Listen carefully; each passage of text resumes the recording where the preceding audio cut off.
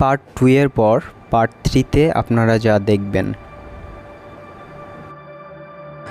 Part 2-এ আমরা দেখেছিলাম কাইফ ম্যারিকে ডাকতে এসেছিল।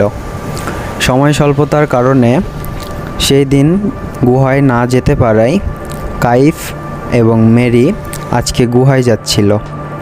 তারা রাস্তায় কথা বলতে বলতে যাচ্ছিল।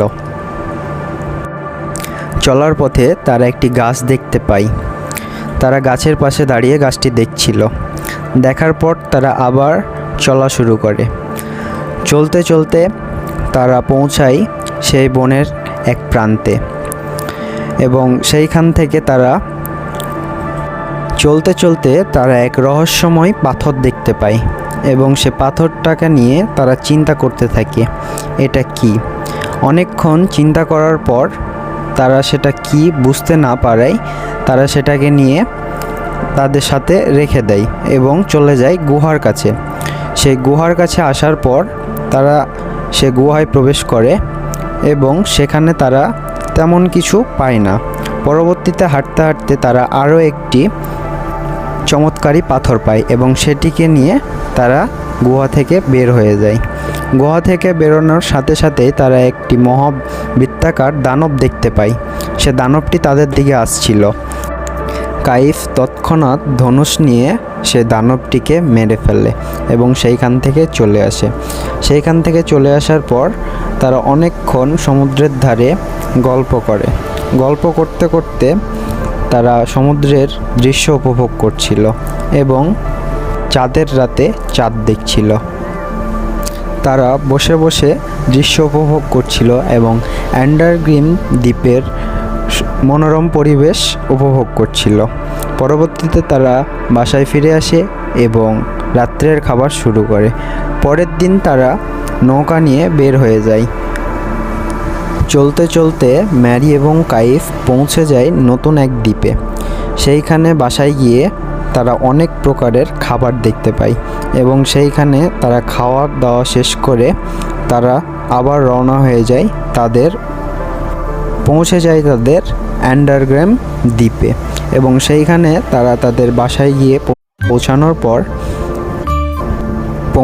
পর তাদের সেই এবং খেলতে থাকে। স্নান করা শেষে কাইফ সমুদ্রে দাঁড়ায় থাকা অবস্থায় আরও দুইজন হঠাৎ তার সামনে করায় হুমড়ি খেয়ে পড়ে যায় এবং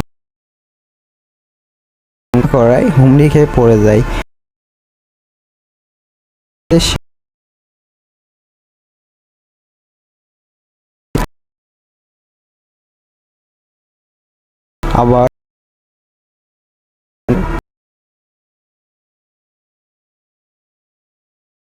অন্য একটা দ্বীপে ম্যারির সাথে চলে আসে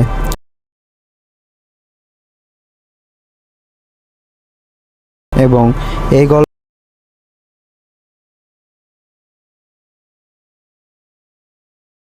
আমরা দেখতে পাই ম্যারি এবং কাইফ সেই নতুন দ্বীপে বসে অনেকক্ষণ গল্প করে এবং পরবর্তীতে আবার নৌকা ধরে অন্য দ্বীপের পথে রওনা হয়ে যায়। কাইফ ম্যারিকে হাত ধরতে আবার নৌকা ধরে অন্য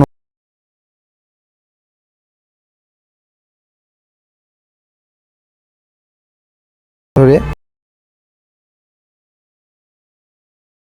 তুলে নেয় এবং দ্বীপের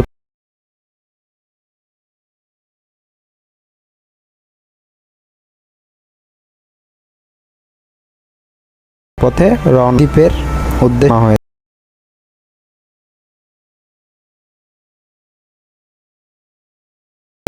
রওনা হয়।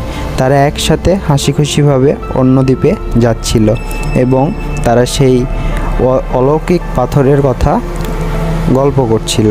দ্বীপের উদ্দেশ্যে রওনা হয় তারা তারপর কাইফ এবং হাসি খুশি